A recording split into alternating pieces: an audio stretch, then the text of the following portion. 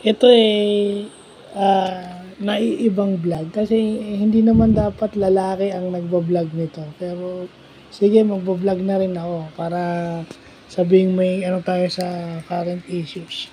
Well, yung pagkakatalo ni Michelle D sa Miss Universe. Well, I think ano yun eh. Pa akong tatanungin, may daya yun. May daya yung yung Miss Universe organization mismo.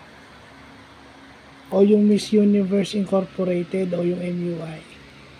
Well, congratulations pa rin sa Miss Universe Philippines team at kay Michelle D. Kasi obvious naman yun.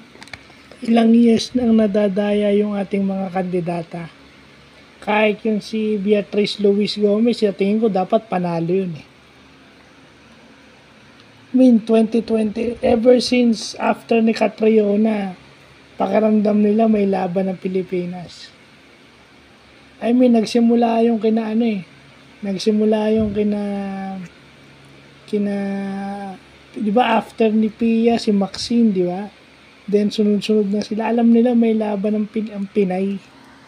Kaya naluluto. Well, para sa akin,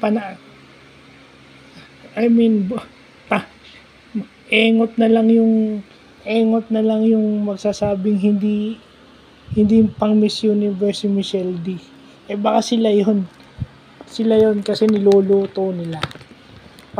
Tingnan mo, sa online vote, panalo, tapos makakapasok sa top 10, din hindi makakapasok sa top 3. Bakit?